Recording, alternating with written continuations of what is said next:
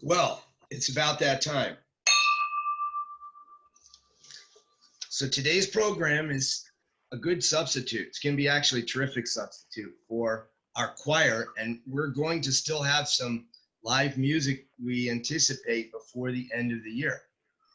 But we're going to start the meeting today with an interesting topic, and it's one of the themes of our Rotary Year, youth services. So today we're going to talk about developing our leaders for tomorrow, community involvement for future generations. And really that's going to be led by Joe Wilson, Kevin, and Sally. So if we just think back a couple months ago when the Rotary Year began, Rotary International President Holger Knack's theme for Rotary is Rotary Opens Opportunities. And these three open doors in this logo above, they represent the interconnection between Rotary, Interact, and Rotaract. And essentially everything we do opens another opportunity for someone somewhere.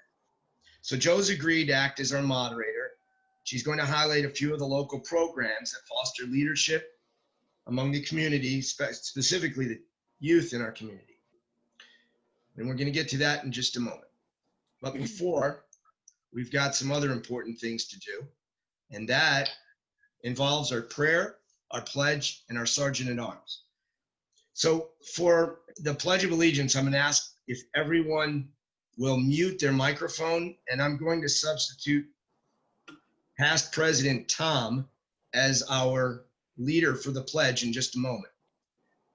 Dill is going to offer our prayer, and Joe O'Reilly will handle Sergeant at Arms. So, Tom, if you will you please lead us in a pledge, and the rest of us will mute. I pledge allegiance.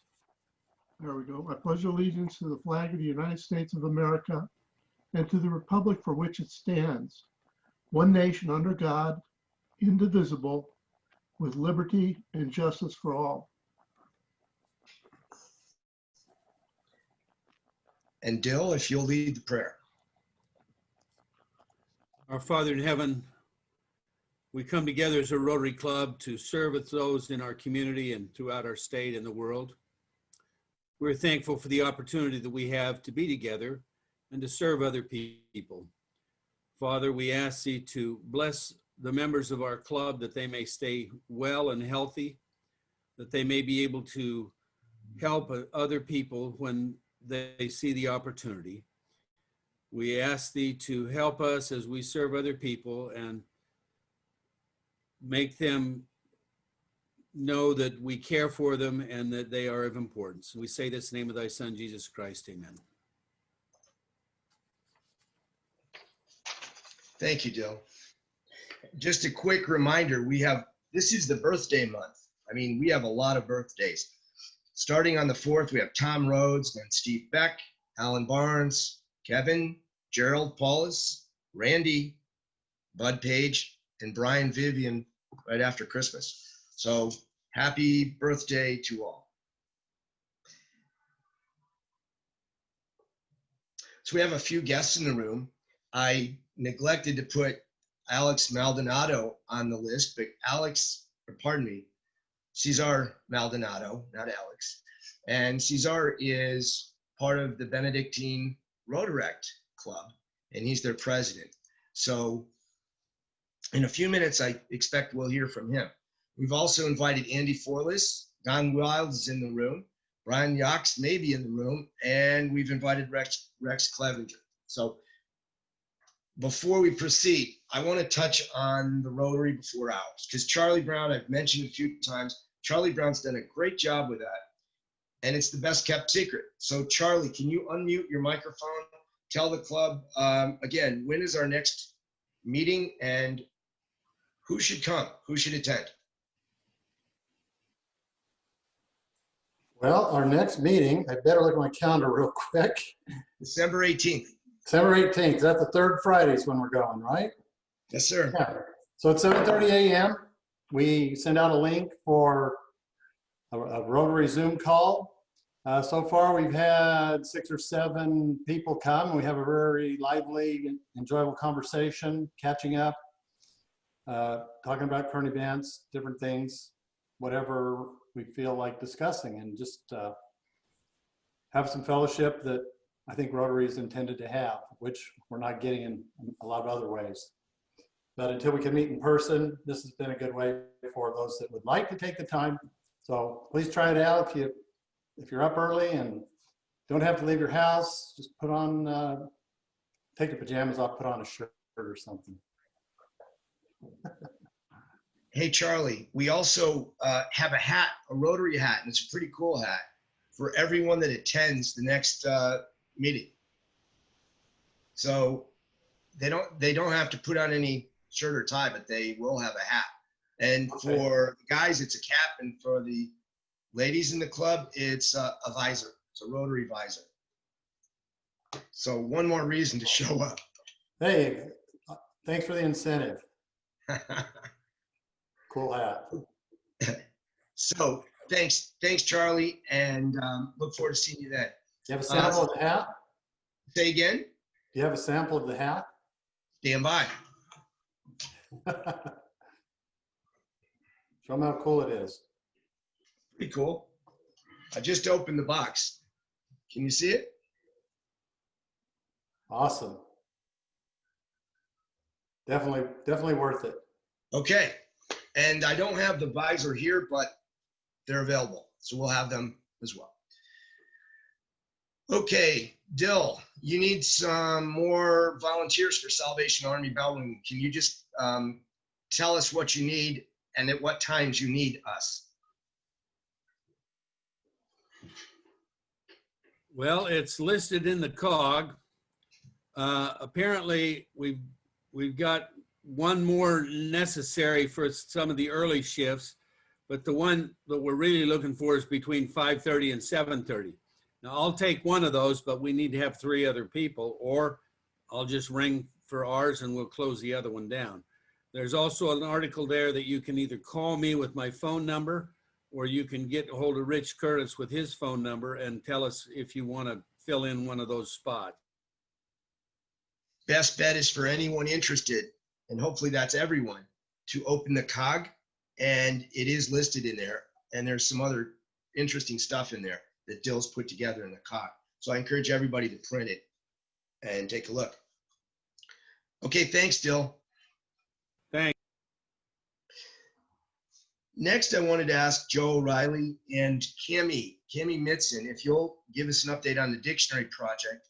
Tomorrow is the delivery date. We want everyone in the club that is available to maybe find a time, a 15-minute slot when they may be able to show up.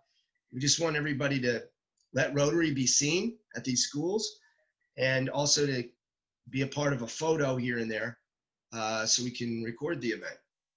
So anyway, Joe or Cami, or Joe and Cami, will you give us an update? Okay, hey guys. So the times I talked to Rich, and the times we kind of shifted them a little bit. We're actually going to take a west route and an east route. So at 10 o'clock, instead of 9 o'clock, I'm going to take the west route with Hughes. I'm going to start with Hughes Elementary, then go Emerson and Garalo and Redford. And then Rich is going to take the next shift at 10 o'clock for the east side with Lincoln, Lowell, Wilson, and Brenton. And so we were just at last minute trying to see what would be the easiest for everyone to maybe be able to join us at a school or two for some pictures. And then,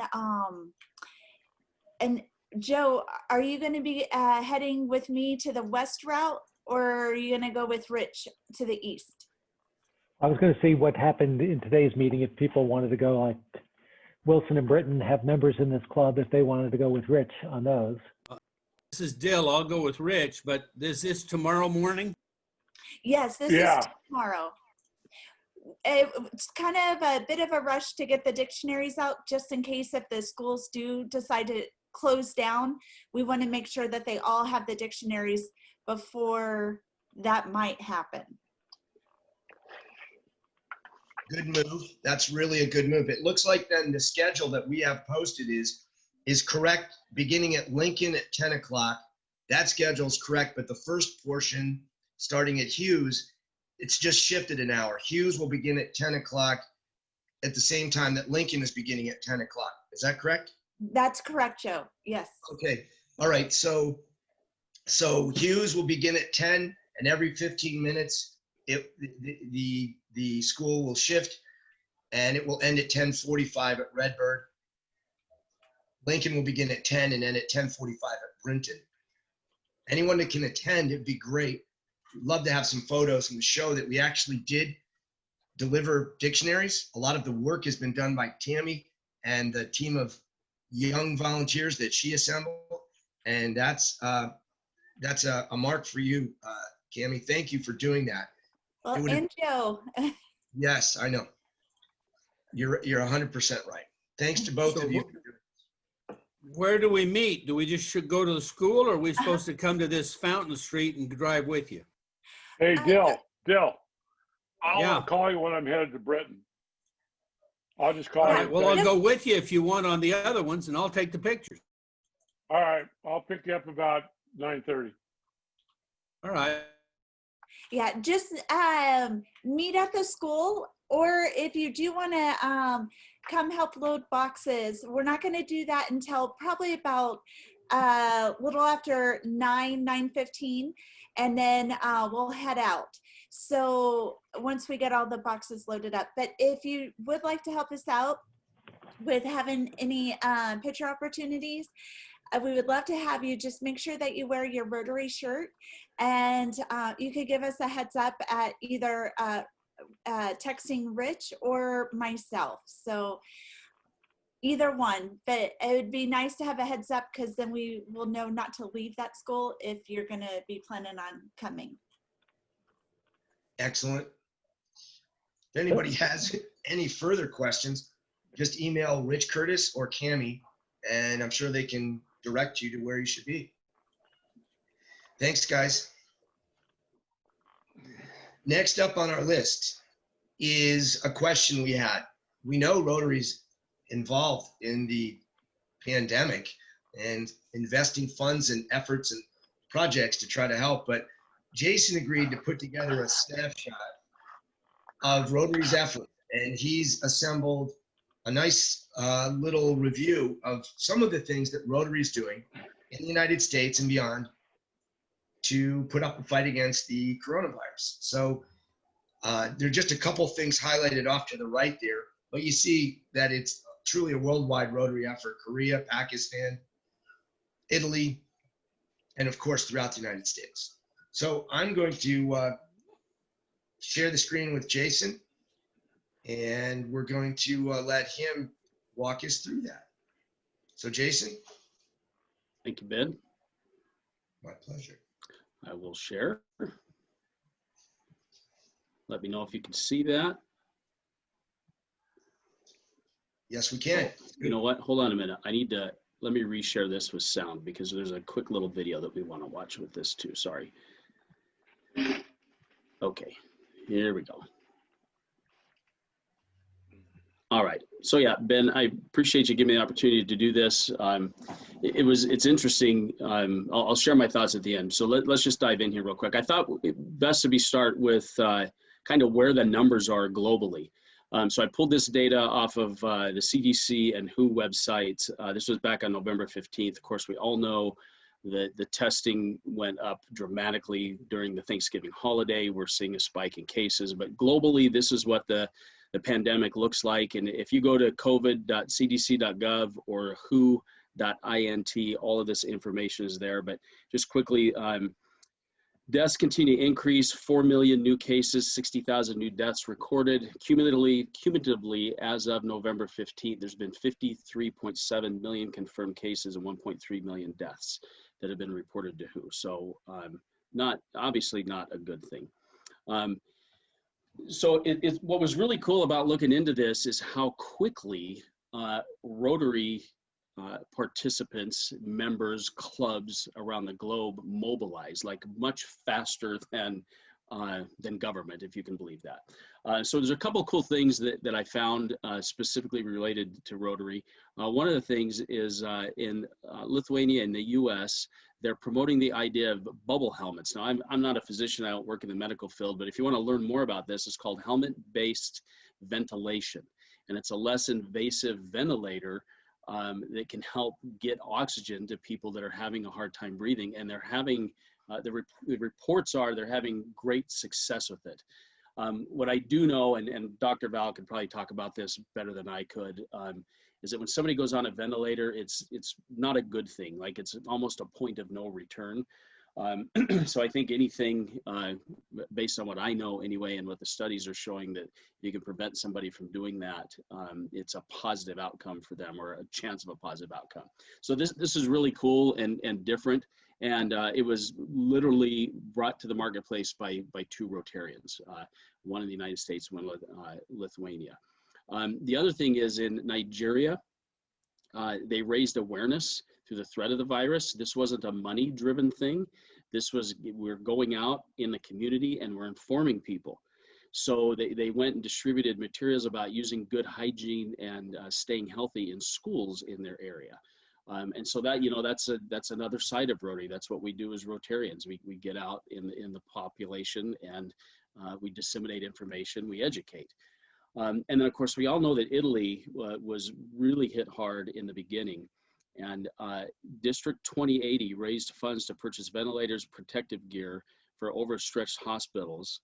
And they also did something that I thought was very interesting. They raised more than $21,000 for protective masks for China at the same time. So while they're in the middle of a firestorm, they're reaching out beyond their borders to help other people. I thought it'd be kind of cool to focus on the project that they did in Italy. And what was amazing is you'll see in the video that they had this project completed and delivered, I think, if I remember right, in May, which just speaks to how a group of people with a purpose, they can get along and make swift decisions, can get things done in a pretty big hurry. So hopefully this video will play. You should be able to hear the sound. I tested this, by the way, so keep your fingers crossed. And you can find this on YouTube, and if it doesn't play, I'll put the link down below so you can watch it at another time. But this is a great promo video that they did for their efforts here. So I'm gonna hit play and just let me know if you can't hear it. You can hear it. During this emergency, the 13 Italian Rotary districts, including more than 900 clubs, responded to the crisis with a coordinated strategy, focusing on disease prevention. With the Rotary Italia project, Prevention to Defeat the COVID-19 Pandemic, worth €1,300,000, we want to offer to 28 hospitals in Italy, which are directly involved in the fight against COVID-19, an innovative technology package to minimize the risk of infection of healthcare workers and interrupt the virus transmission. The project aims at equipping each hospital with 2 thermoscanners to instantly detect the presence of fever, a COVID triage unit, an isolated cabin where it's possible to safely perform triage, and a stretcher for transporting the infected patient by protecting the healthcare staff from exposure to the infection.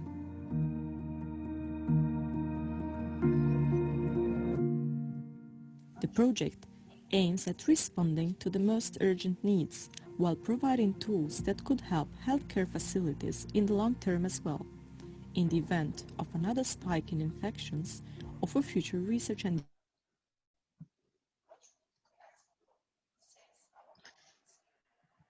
this project, we want to allow the world to be able to safely reconnect again in the next future. Together, we can bring positive change to our communities. Together, we can save lives.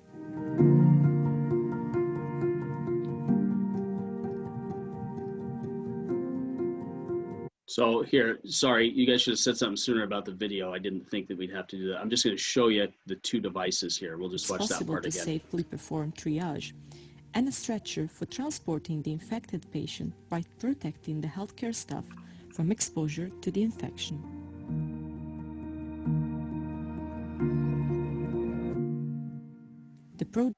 So pretty cool stuff that they were able to do over there.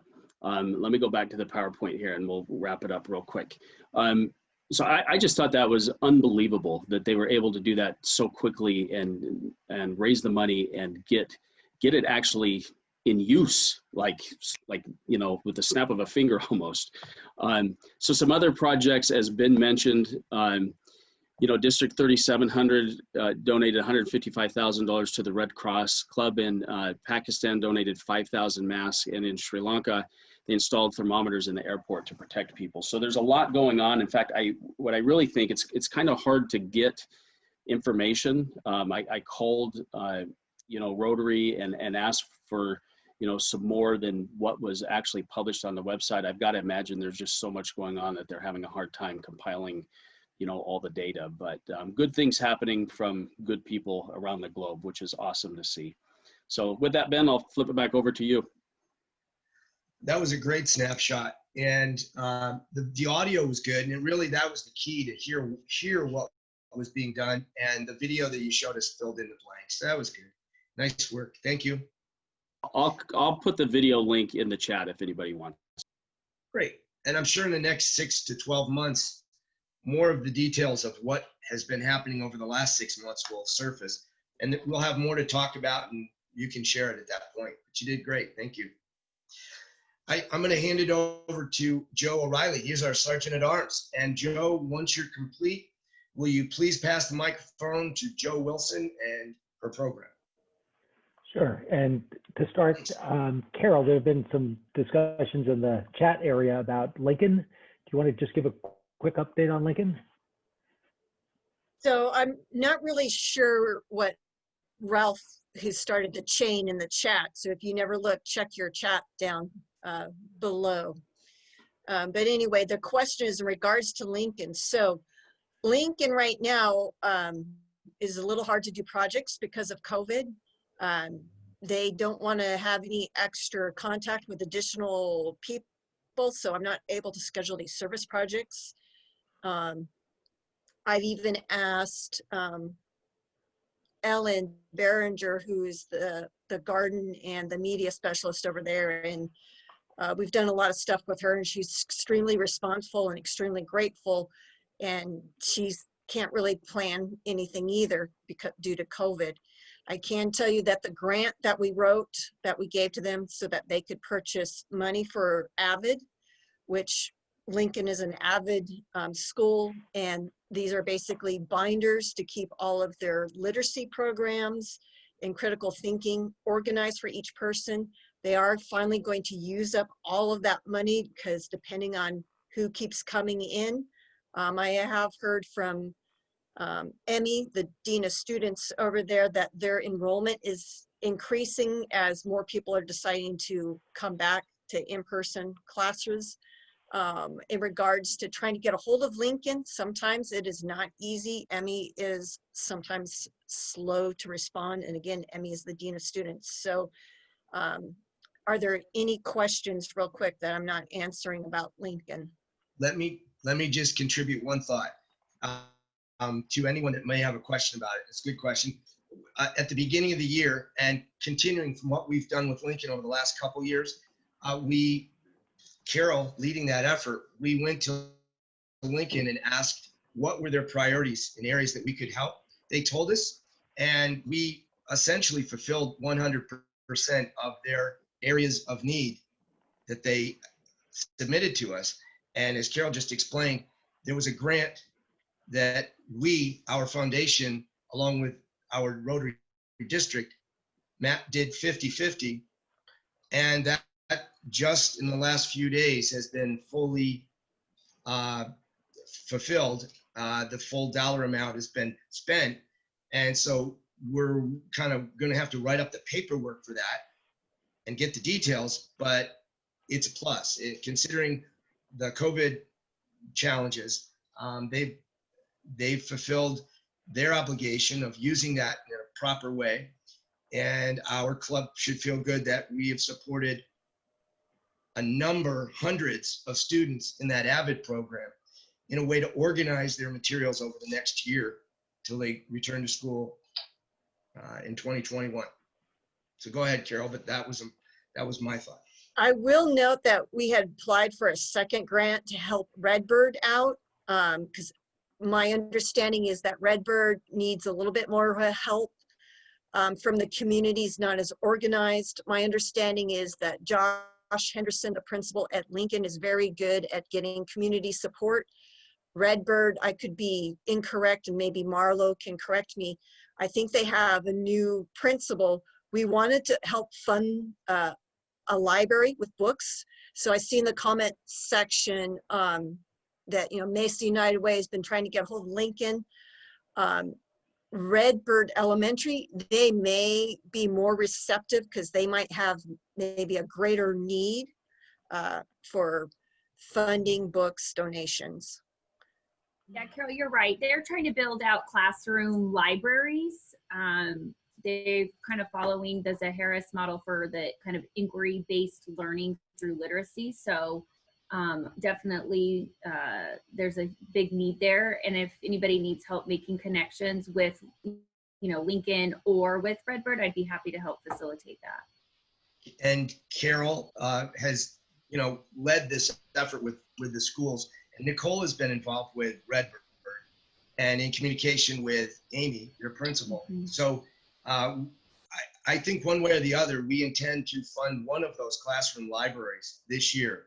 Even though we don't have district support, we do have some extra funding in our Rotary Foundation this year. And we anticipate that at least one of those classrooms can be funded. And we're waiting for some budget details to come back from Redbird right now before we can proceed. Okay, so getting back to the Sergeant of Arms, does anyone have any confessions? And we'll limit it to $5. You can get anything off your chest for $5, and it will go towards the bell ringing. We'll put it in the red kettles. Hey, Joe, I'll pay $5 times 2 for each minute that the video didn't play. How about that, since it's going to such a good cause? So did it not play for 2 minutes? So it was about a 2-minute video. Yeah, you missed most of it. Okay, yeah. Sounds good. Anyone else? I've got a confession to make. Okay, Alan? Yeah, so I was able to do some donations for Thanksgiving. We traded some adjustments for food and other things, new patient visit fees, and so that was a lot of fun to see all our patients come in and donate for that. And so we were able to bring in about 500 to 600 pounds worth of food, and wow. So that was a lot of fun. We even got some donations to hand over to the Mesa United Way. So I didn't anticipate you limiting our thing, but you're not limited. You can start at $5. We'll okay, great. So I wanted to make I was going to make a $50 donation in honor of that and giving some more of our resources. Then also, if I could piggyback in, I missed the beginning of the meeting. I don't know if this was announced, but we have Child Crisis Christmas lights this Friday at 8 a.m. In recognition of my late notice, I'd love to offer $50 more to the club for if I can get anyone to help me at Friday 8 a.m. If not, I'll still be able to take care of it. Yeah, but tell us where to go. We know the time. The Child Crisis Center on I don't know the address. Street. It's right there off of Rio Salado on, is it 8th Street? Did I hear that? Something like that. You kind of like, yeah. Alan, what do you need support with there? I'm sorry. We're hanging Christmas lights at the Child Crisis Center. Got it. Yeah, so it's their the place that they have right near Country Club in Brown. I think it's Rio Salado and Country Club. Yeah, it's just on the east side of the street. Yeah, at about that location. Yeah. I'll put the address online. Oh, Okay. thank you, Carol. Okay, so that's $100 towards the club's foundation. So Yes. any other confessions? I don't want to use up too much time. Well, in honor of my wife celebrating her 48th wedding anniversary yesterday, I'll put in $100 to my Ralph Palmer. Well, thank you. Congratulations. Yeah. Okay, with that, I think we'll got another one. Yeah, I don't have a confession to make. I just want to donate money to the Salvation Army. $100 for their cattle ringing. Okay. So I guess, I don't know if we write them a check or put money in Dill's hand or what, but bill me for 100. Come by Walmart and put it in the kettle yourself. Call me and I'll come. All right. Okay, I'll let you do that with Dill, Charlie. Thank you. Okay, with that, I'll turn it over to Joe for the program. Thank you very much. And Alan kind of took some of what I was going to start with, and that is to recognize Alan as he sent me his contributions for Service Above Self. And if you recall, this is our 100th anniversary and I am collecting those. But I don't think he really shared with you the extent of what he did, and I was very impressed and would challenge other businesses to do the same if you could. He took one day in which he did not charge any of his clients. They in turn brought food in for him. And then a whole week, he did not collect any fees from new clients. All of the fees went directly to support, and he raised $200 for Mason United Way and almost $600 for, 600 pounds for Positive Krista. So I think that's a great applause to Alan for his service above self on that. So when you're a program chairman, one of the things that you always do is have in the back of your mind, okay, if my program falls through, what are we going to do? What can I do, or who can I call on? And if for you who are new to us, you may not realize that this is always the time of the year when Westwood Choir comes and sings to us. Well, this is a little different year in trying to work it all out. By Monday night, we realized it was not going to happen. And so Monday night, I kicked in and called upon the great people in our Rotary Club to say if we could put a program together, and they agreed wholeheartedly to do it. So what you're going to hear from today is really a program about how we develop leaders in our community. And I will be honest in telling you, it's selfish on my part, because all of what I've put together comes out of my knowledge with Benedictine University. And you'll see that in the programs there. But when Benedictine University came to the community and they were invited by the mayor to come to the community, one of our commitments to the community was to give back to the community. And one of the first things that we did when we called upon the mayor to talk about it was to say, we're going to develop leaders of the future for our community. And that's what these three programs are really doing. But first of all, I think what I saw in this as I was reviewing it was what you will see is leaders that we are building leaders from leaders, because the people that are going to present to you today are leaders of our club, and they in turn are giving their time to that. So the first program I want to want you to hear about is one that's really very connected to us, because it is our Rotaract. And when Benedictine came to the club and we talked about it, we said, we'd like to start a Rotaract club, and would the club sponsor us. So with that, I'm going to turn it over to Kevin to talk about the Rotaract program. Thanks, Joe. And I think one of the important things to acknowledge is that a lot of the leadership things that we're going to be talking about are really foundationally from Joe herself. She is an institution in the city of Mesa, and we have been very fortunate at Benedictine for her to be a part of our community as well. And like Joe said, community is one of our values, and giving back to the community has always been one of our expectations. That's why I appreciate the opportunity to be a part of this group as well, because like-minded people, for sure, you guys all live that value. Benedictine also has a motto. Our motto is Ora et Labora, and that in Latin translates into English as prayer and work. And the idea behind that, and the idea that I've always taken from that, is that you learn by thinking, and that's the prayer side of things, and then you learn learn by doing, and that's the work side of things.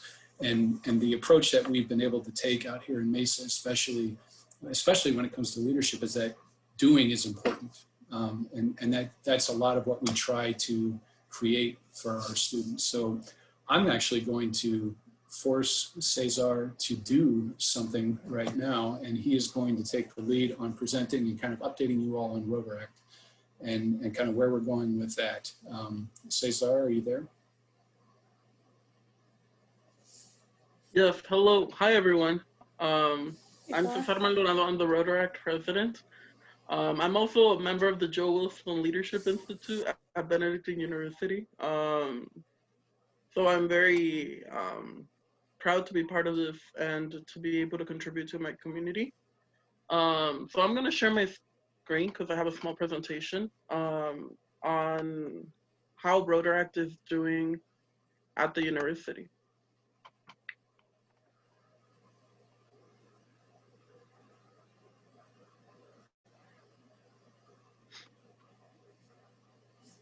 Okay.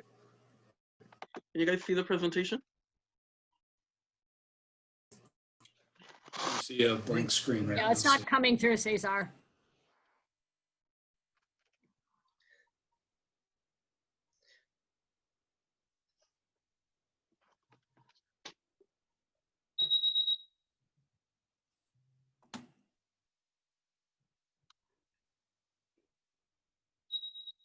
Cesar, it's still not there, so why don't you describe? Oh, there you go. There it is. Okay. You got it.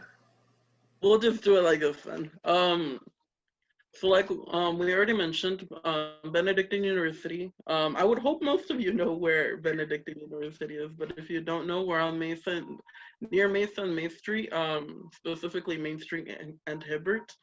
We're a small university. Our main campus is in Lisle University. In Lisle, Illinois. And being a small university gives us a huge advantage, I think, to many other universities like ASU and U of A, because their small numbers allow us to create very strong bonds and a very strong sense of community. So the students there are always willing to help each other. It is really, about contributing to the overall good of everyone at the university.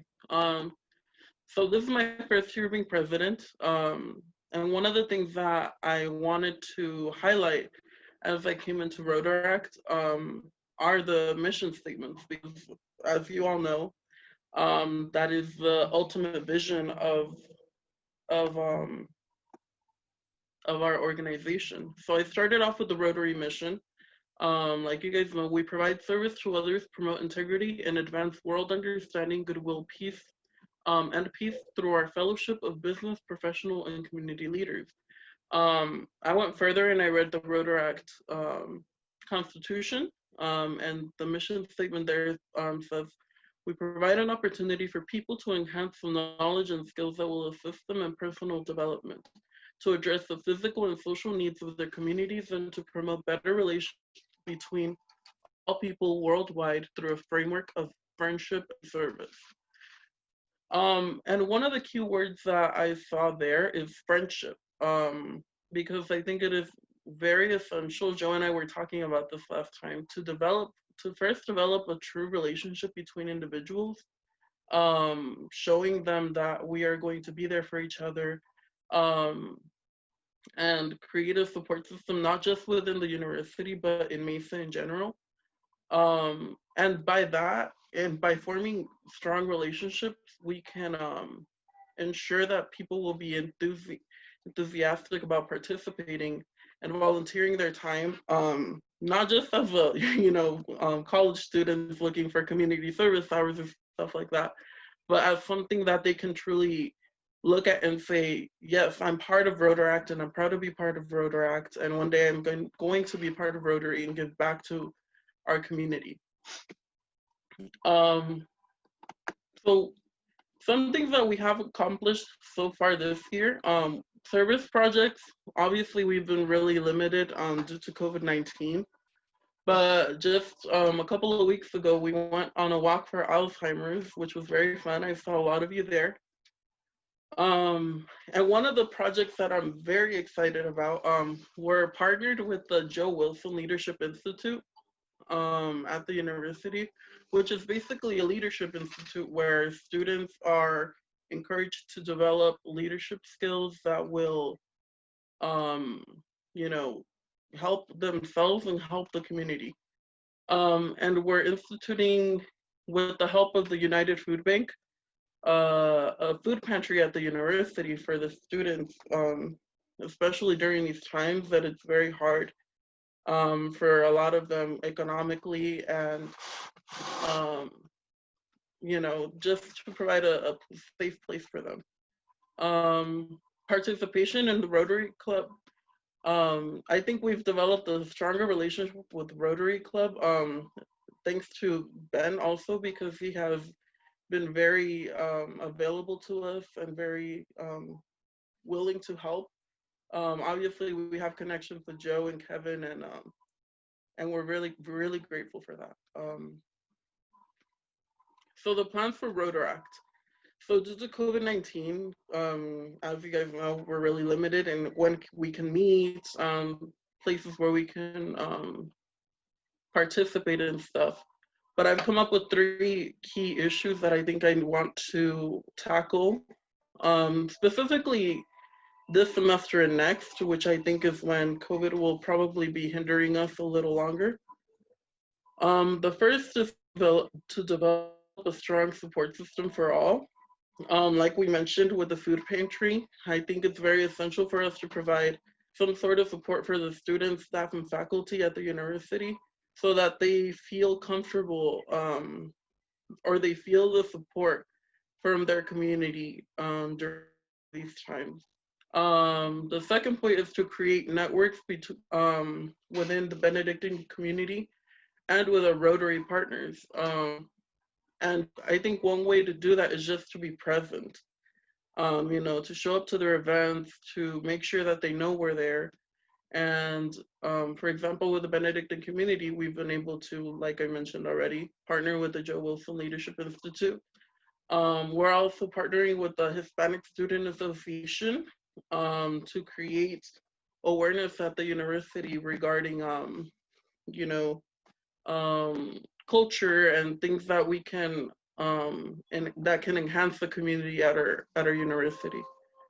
And like we mentioned already, the Rotary partners showing up at your service projects. So hopefully we can invite you guys to our service projects. And finally, provide a comfortable environment for students to feel a small sense of normalcy. I think Rotaract has done that specifically for me because, you know, everything is very hectic at these times, but to be able to come here at least once a week or to meet up with my other Rotaract partners is very, very helpful.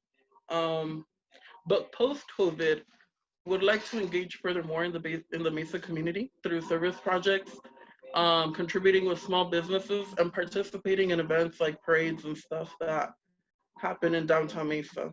And to continue establishing an identity within Benedictine and within the Mesa community.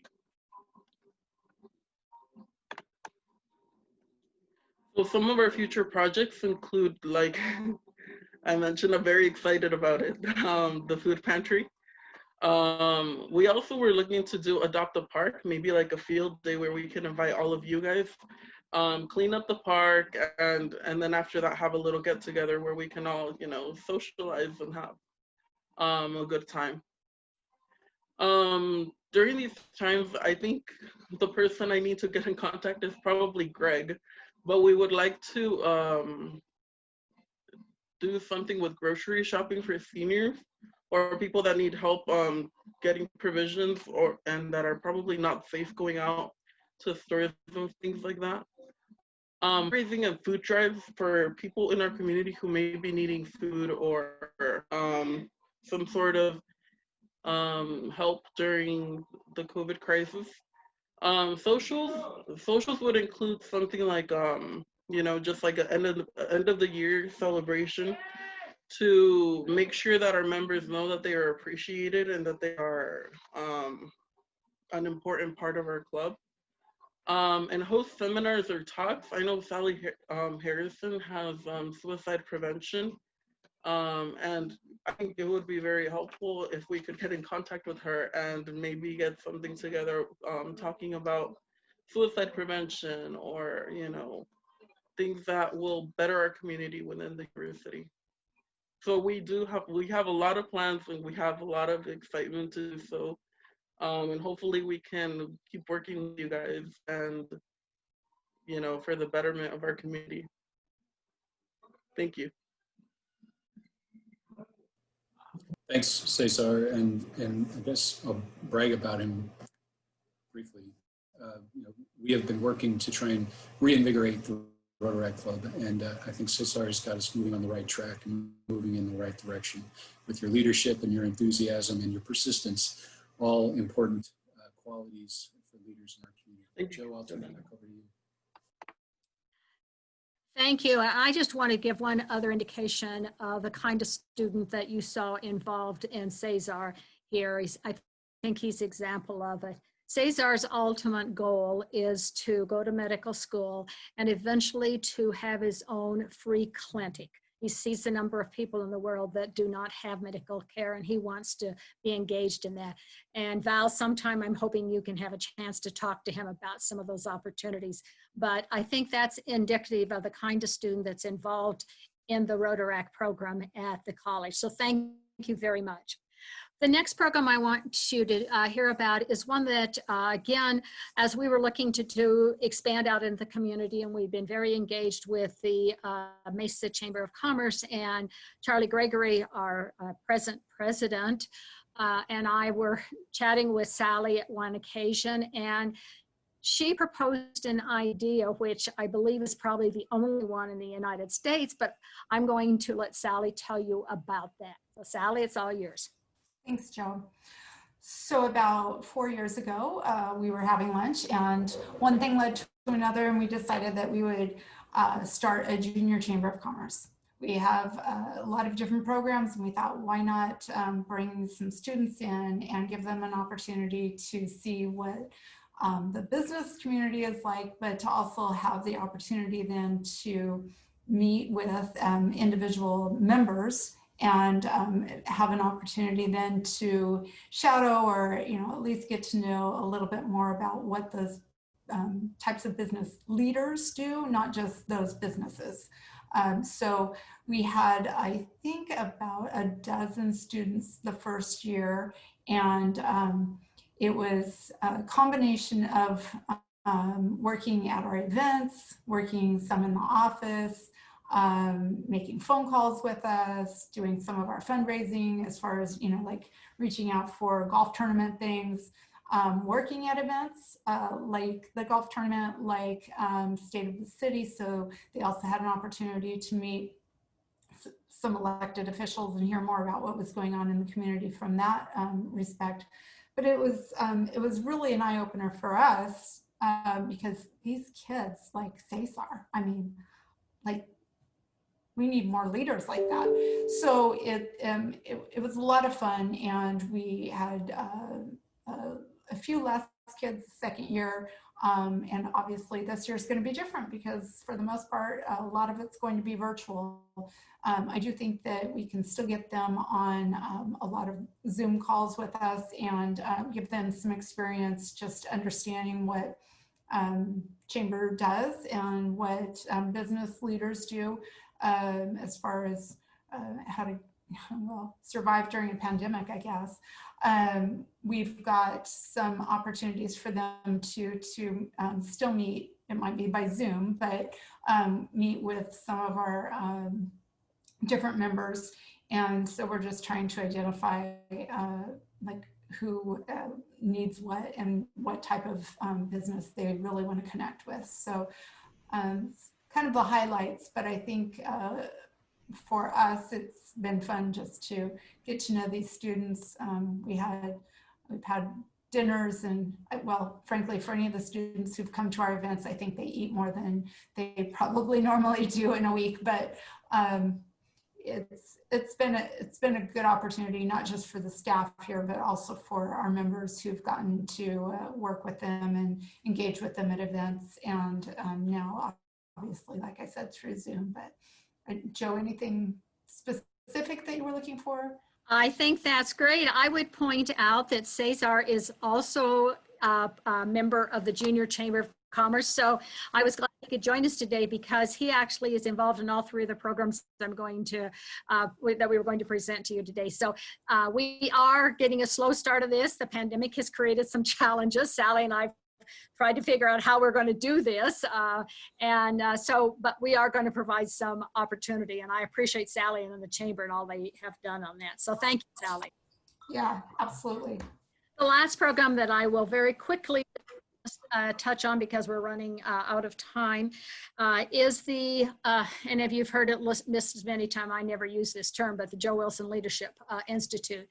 I call it the Leadership Institute. I learned at Benedictine University that one of the things that's unique about this university that everything has to be named after a person. And so for some reason, that's what happened with this one. But when we started Benedictine University, for you who maybe aren't aware, Benedictine University in about 2012 was invited to come to Mesa as one of 4 colleges under a new program that the mayor and city council were initiating.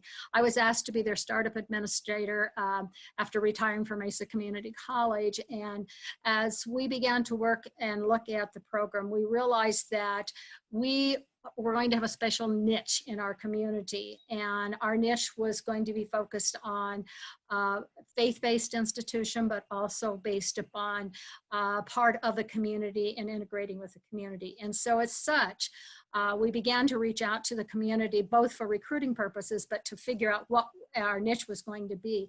And one of the individuals we met with was the ADVED district coordinator at that time, who happened to be a very strong Catholic. She had gone to Catholic schools, and her sons had gone to Catholic schools and Catholic universities.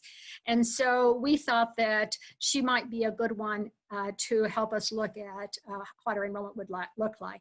And one of the things she recognizes, there are so many great young outstanding youth in the community that don't always have the opportunity to go to college. And if provided some scholarships and some programs, that there were several of them. So we said to her, can you find us 20 of these students, of which she did. They became the first group of the leadership program. Those 12 of those graduated 4 years later and are now all contributing in our community, and so very proud of. The Leadership Institute is based upon, and in a conversation not long ago with one of the students, they asked me, you know, what do I get out of it, or why do you do it? And what's it all about? And I kind of have laid it down to a couple of things that I think are important. I found that most of the students that came into the program were first generation. I think almost all of them, the 21 that are now in the program now, are all first generation college students. Very strong Latino representation in that group. They're also ones that have different support system need as first generation. And so the leadership program became that for them. But they also have the drive, and as Sally talked about, I was overwhelmed with the quality of young people that we have today. These students in this leadership program, all of our students at Benedictine basically are full-time students. They take 15 plus hours. They're all typical college age students, being any place from 18 to 20 when they come to us.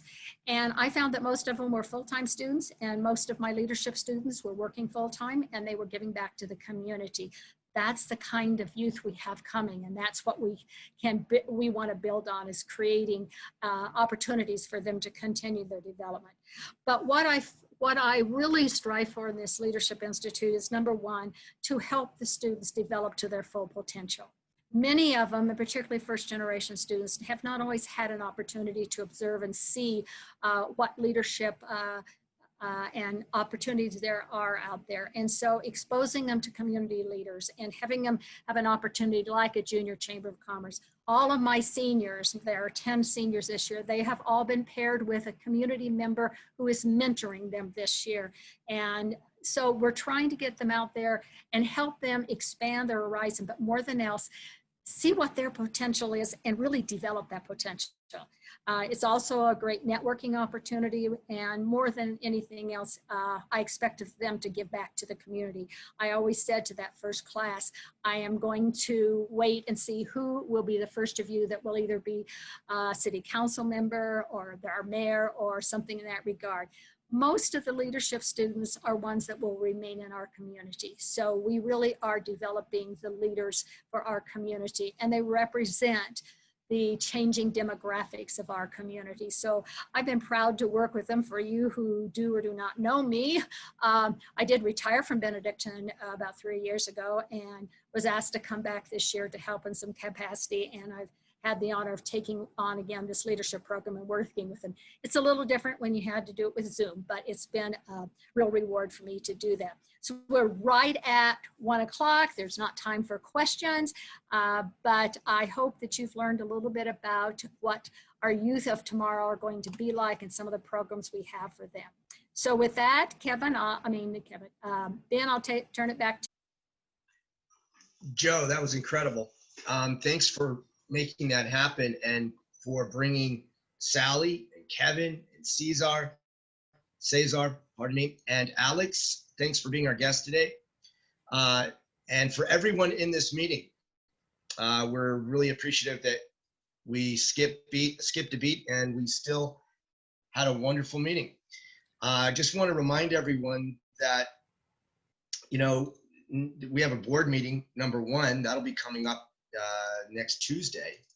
And then following that board meeting, the next day, we're going to have another Rotary meeting. That Rotary meeting will focus on a gentleman named Bob Quinn. He's a PhD, an organic farmer, and I know I've mentioned it a few times now, but he's an innovator, and he's taken an ancient grain that he is growing on his large ranch in Montana and exporting this and developing it to be used around the world. In fact, he hopes to improve some of the challenges of hunger around the world with this somewhat fascinating grain. Above all, he's a Rotarian, I think a past president of his club, and he's going to join us as a fellow Rotarian, and he's going to tell us a great story. So I look forward to that. Following that, we're going to have a fun meeting. It's going to be the Rotary Christmas party. And Ben, can I just mention something here, inject something? We are going to miss the ugly sweater contest, so be prepared for that, but we've got another little twist coming with it, and you'll hear more about it in the future. All right. It's, as Joe said, it's the Rotary Christmas party is always enjoyable. So we don't get to see each other in person, but they'll make it pretty interesting, I know. So thanks, Joe and Let's Rich. do an ugly background contest. How about that? We can all participate. I haven't thought of that one. We'll have to consider that. Rich and I are working on this. We'll add that to our thoughts in our program. All right, you've got a few days to work on it, but I want something solid soon. We'll do it.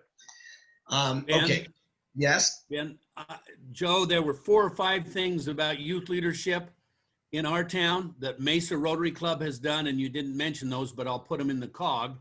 Basically, they're the LTD program that the Chamber of Commerce has that the city now runs. There's the Boy Scouts and Girl Scouts and the YMCA, and the Boys Club named after Joe Wilson or Joe Wood and Grant Wood. Hey, and there's a couple of other ones. The Mesa Leadership Program is still a Chamber of Commerce program. It's not a city program. Good. I'm glad to hear that. Well, but it was founded by 2 Rotarians, and I was there when they talked about it, so I know what the background is. All good, and I appreciate the input. Let's remember, we have Alan's Hanging of the Lights. That's going to be this week, and that's on Friday. And again, Cesar, let's make sure that we go forward and try to continue with a joint project whenever possible, and you'll have our club's support. You have to tell us what you need, and we'll try to be there either in man or woman power, or if there's a modest way to financially support your endeavors, we will try to do that as well. Cami, thank you for working on the dictionary project along with Joe, and that is going to happen tomorrow. So everyone, please don't forget that. Joe Wilson, it was a nice program. I'm sure there are a number of questions, but we'll try to wrap it up now. So thank you everyone for being here. Look forward to seeing you all next week. Have a great day. Let's go out and make the rest of this day even better. Let's make it outstanding. Thank you.